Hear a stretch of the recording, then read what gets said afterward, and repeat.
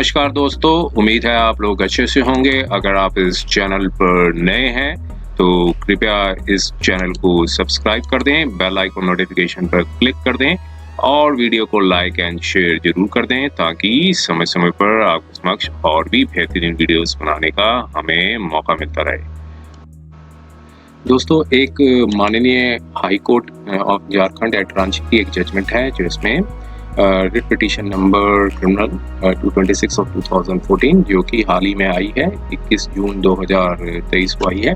और इस जजमेंट के कंटेंट्स को समझने से पहले हम थोड़ा सा ब्रीफ फैक्ट्स को समझ लेते हैं। हुआ क्या था इस केस में। इसमें जो पिटिशनर है वो एक स्टाफ सिलेक्शन कमीशन का जो एग्ज़ाम है उस पर उसका रिटन एग्ज़ाम दे चुके थे और इंटरव्यू की प्रिपरेशन कर रहे थे। तो और रिस्पोंडेंट्स जो हैं, जो एक पुलिस ऑफिशियल्स हैं और स्टेट गवर्नमेंट है, इन्होंने जो पुलिस ने पिटिशनर को एक केस के अंदर हिरासत में ले लिया था, कस्टडी में ले लिया था।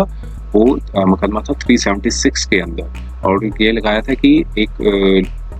लेडी का जो ऑफेंस हुआ है अंडर 376 के अंदर और साथ में उनको जलाकर मार दिया है। तो ऐसे केस में उनको 4 महीने के लिए जेल में मतलब कस्टडी में रख लिया था। और बाद में पता चला कि जिस लड़की के बारे में बात कर रहे हैं वो लड़की अलाइव है, जिंदा है और उन्होंने आकर अपनी स्टेटमेंट दी, रिकॉर्ड करवाई। और फिर बाद में पुलिस ने भी पाया कि एक एरर हुई है इसमें और जो पिटिशनर को फॉल्स मतलब रॉन्गली जो है वो कस्टडी में ले लिया गया था। अब पिटिशनर ने चूंकि अब एक रिट पिटीशन थी वो फाइल की थी हाई कोर्ट में कि कॉम्पनसेशन दी जाए। तो माननीय कोर्ट ने क्या निर्णय दिया तो हम उसके जजमेंट के कंटेंट्स को पढ़ के समझने की कोशिश करते हैं। हुआ क्या था केस में और माननीय हाई कोर्ट ने क्या निर्णय दिया, आइए हम सब देखते हैं इसमें। तो देखिए, ये पिटिशनर है और यहाँ पर एक जो पार्टीज बनाया गया है, state of Jharkhand, chief secretary, director general of police Jharkhand, home secretary, additional director general of police CID और 9 लोगों को पार्टीज बनाया गया है। और यहाँ पर जब पिटीशन जो थी वो फाइल की गई थी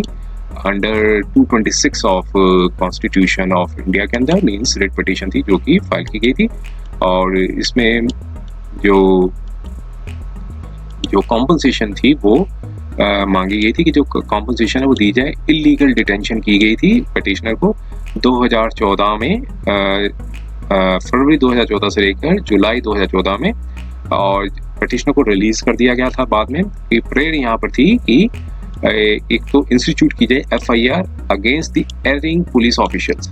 अब जो काउंसिल जो अपेयर हुए थे पिटिशनर के, उन्होंने कहा कि एक सनहा इंस्टीट्यूट हुआ था जो एक फैमिली मेंबर थी, जिस लड़की की फैमिली थी उसके बारे में बताया गया था, वो इशू हुआ था। और जो उसके बेसिस पे फर्द बयान जो है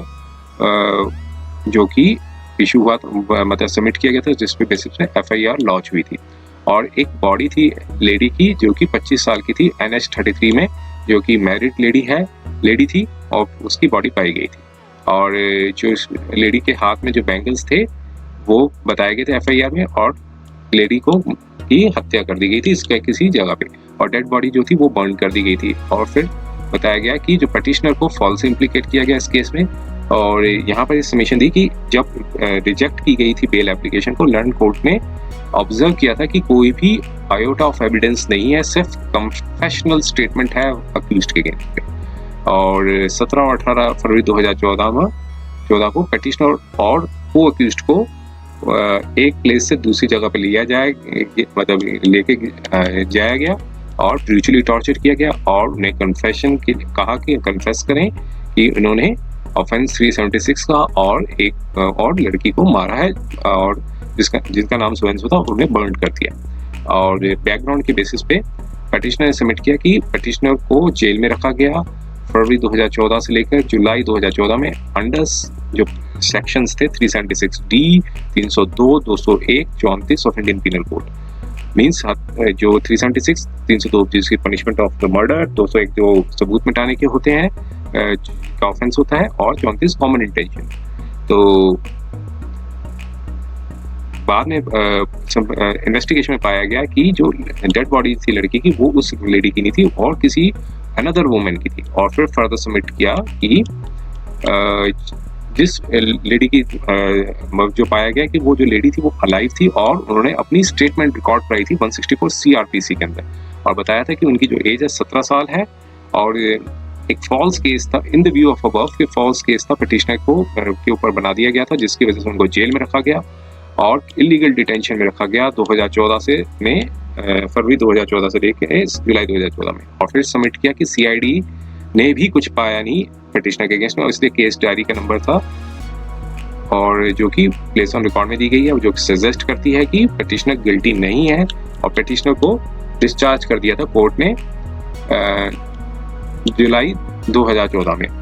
और क्योंकि पिटिशनर का ब्राइट करियर था उन्होंने अपेयर हुए थे written examination of staff selection commission और about to appear in the interview तो इसलिए अब मीनवाइल उनको इम्प्लीकेट कर दिया फॉल्स केस में जो कि एंटायर कैरियर जो है वो रूइंड हो गया पुलिस के द्वारा। अब अपोजिट साइड के जो काउंसिल थे उन्होंने बताया कि जो नहीं उसी पिटिशनर के काउंसिल ने यही बताया फिर एक जजमेंट पे रिलायंस किया गया S Nambi Narayan versus Sibi Mathews and others उस जजमेंट पे बेसिस बताया गया कि पिटिशनर का फुली कवर्ड होता है इस जजमेंट पे और ऑनरेबल सुप्रीम कोर्ट ने बताया कि एप्रोप्रिएट कंपनसेशन जो है दी जानी चाहिए पिटिशनर को under article 226 of constitution of India के अंदर और under the public law remedy apart from the other जो रेमेडीज अवेलेबल है लॉ के अंदर और इसके बाद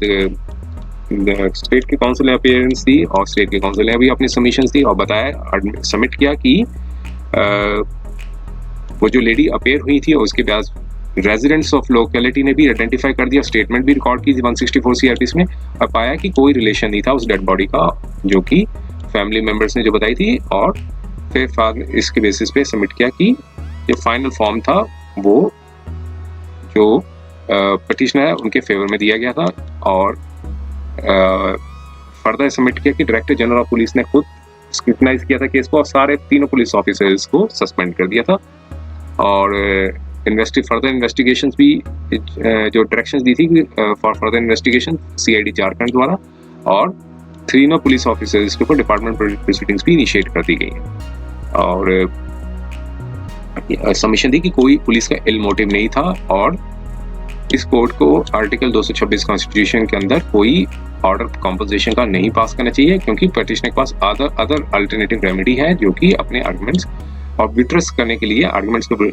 विट्रेस करने के लिए सूबे Singh versus state of Haryana and others की जजमेंट का रिलायंस दिया स्टेट की साइड से। अब कोर्ट ने अपना निर्णय क्या दिया अब उस पर चलते हैं हम।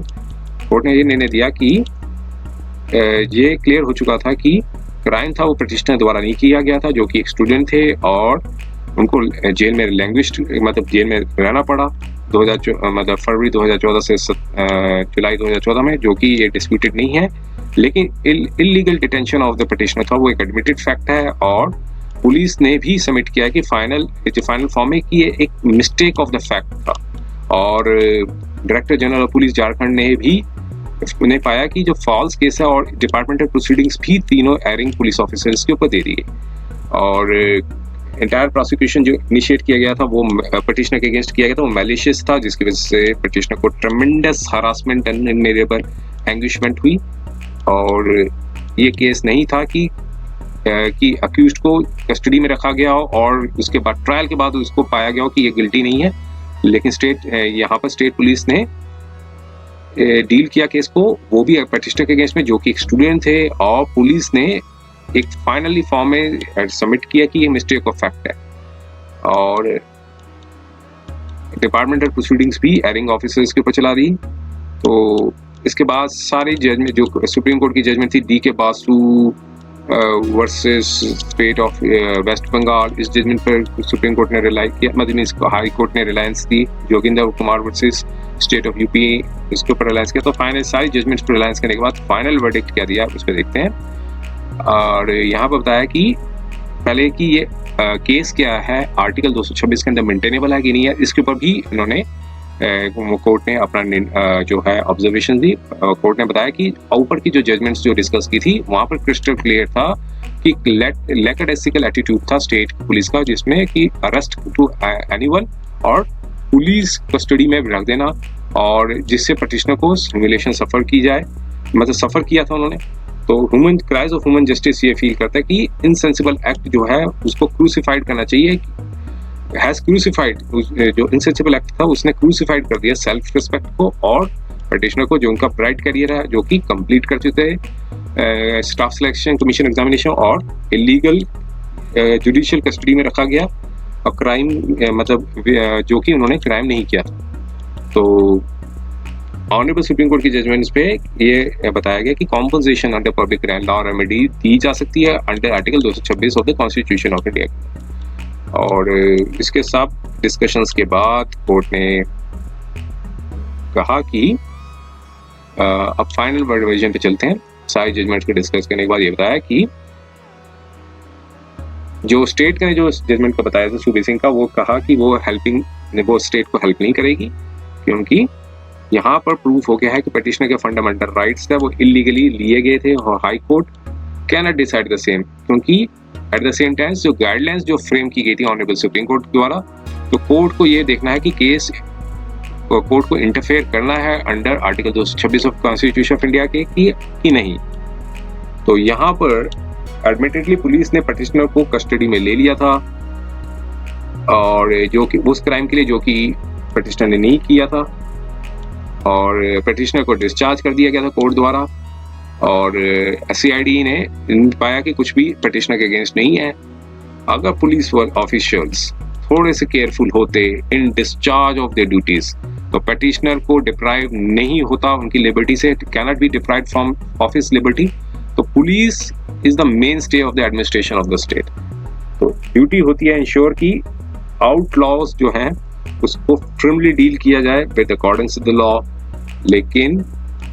इट मस्ट कंफर्म कि rules of law and the mandate of the constitution is its function. तो यहाँ पे फाइनली बताया कि ये पिटिशनर की जो केस है मेंटेनेबल है under article 226 of the constitution of India under the public law remedy. तो और सारा कुछ डिस्कशन के बाद ये पाया कि 5 लाख की कॉम्पनसेशन है वो पिटिशनर को दी जाए within 6 weeks from the date of receipt under protection of this order, और as a compensation for illegally detaining the petitioner into the custody. आप ये और कहा कि ये ओपन है रिस्पोंडेंट स्टेट को कि वो अमाउंट जो है रिकवर करें from the salaries of the erring police officers, जिसकी वजह से पिटिशनर को जेल में लैंग्वेज होना पड़ा कि वो जैसे कि वो गिल्टी है। तो ट्रॉमा जो बताया कि पिटिशनर ने ह्यूमिलिएशन की वो उसको वापस रिस्टोर नहीं किया जा सकता, लेकिन जो कॉम्पोजिशन दी गई है वो कंसोल कुछ हद तक विल कंसोल, कुछ हद तक नहीं विद कंसोल विद पिटिशनर की वो फॉरगेट कर लें अपने पास्ट को और अपनी लाइफ को ऑनवर्ड्स इन फ्यूचर आगे की लाइफ को आगे बढ़ाएं। तो ये पिटिशनर को अलाउ कर दिया। तो ये था वीडियो। उम्मीद है ये वीडियो आपको पसंद आया होगा। अगर ये वीडियो आपको पसंद आया तो कृपया इस चैनल को सब्सक्राइब कर दें, बेल आइकन नोटिफिकेशन पर क्लिक कर दें और वीडियो को लाइक एंड शेयर जरूर कर दें, ताकि समय समय पर आपके समक्ष और भी बेहतरीन वीडियोस बनाने का हमें मौका मिलता है। समय देने के लिए बहुत बहुत धन्यवाद।